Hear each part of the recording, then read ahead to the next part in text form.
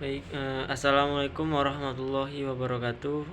Perkenalkan, nama saya Asarul Bikrom dari mahasiswa program studi Administrasi Pendidikan. Di sini saya akan mempresentasikan materi yang berjudul Psikologi Perkembangan, Proses Tumbuh Kembang, Inteligensi dan Teori Belajar dalam Pendidikan. Baik, langsung saja.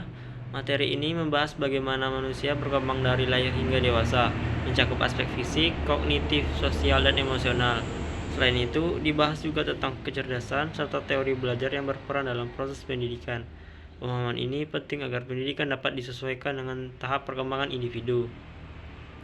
Selanjutnya ada hakikat pendidikan dan psikologi perkembangan. Pendidikan merupakan proses panjang hayat yang bertujuan mengembangkan potensi manusia secara menyeluruh, baik pengetahuan, sikap, maupun keterampilan.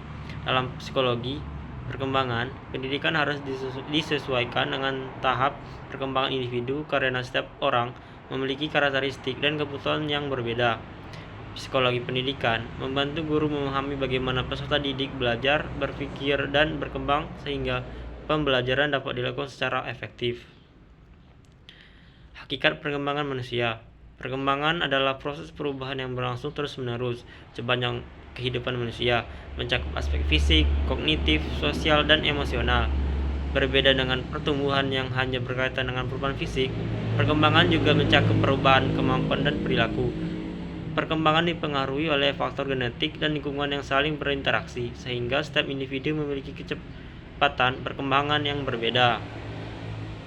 Tahap kematangan dan perkembangan. Manusia mengalami beberapa tahap perkembangan, mulai dari bayi, anak-anak, remaja, hingga dewasa. Setiap tahap memiliki ciri khas dan tugas perkembangan yang harus dicapai. Dalam proses belajar, kematangan sangat penting karena individu hanya dapat belajar secara optimal jika sudah siap secara fisik dan mental. Oleh karena itu, pembelajaran tidak boleh dipaksakan, tetapi harus disesuaikan dengan kesiapan peserta didik. Perkembangan kognitif, psikososial, dan bahasa. Perkembangan kognitif berkaitan dengan kemampuan berpikir, memahami, dan memecahkan masalah yang berkembang dari sederhana menjadi kompleks. Perkembangan psikososial berkaitan dengan emosi, hubungan sosial, dan pembentukan identitas diri. Sementara itu, perkembangan bahasa merupakan kemampuan berkomunikasi yang dipengaruhi oleh faktor bawaan dan lingkungan. Ketiga aspek ini saling berhubungan dan berkembang secara bersamaan dalam kehidupan individu. Perkembangan sosial, emosional, dan lingkungan. Perkembangan sosial emosional berkaitan dengan kemampuan individu dalam mengelola emosi dan berinteraksi dengan orang lain. Lingkungan seperti keluarga, sekolah, dan masyarakat memiliki peran penting dalam membentuk kepribadian dan perilaku individu. Dukungan lingkungan yang baik akan membantu perkembangan menjadi optimal, sedangkan lingkungan yang kurang mendukung dapat menghambat perkembangan. Diversitas sosial-kultural dalam perkembangan. Setiap individu hidup dalam lingkungan yang beragam, baik dari segi budaya, bahasa, maupun gender. Keberagaman ini memengaruhi cara berpikir, bersikap, dan berperilaku.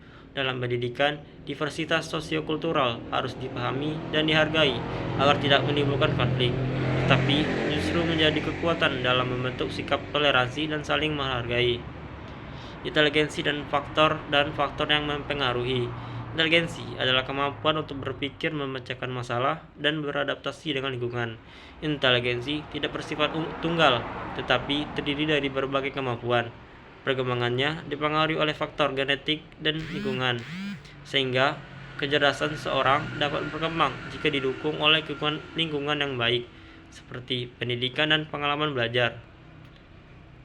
Teori dan pengukuran inteligensi. Terdapat berbagai teori yang menjelaskan struktur inteligensi, mulai dari teori yang menganggap kecerdasan sebagai satu kemampuan hingga yang melihatnya sebagai kumpulan berbagai kemampuan.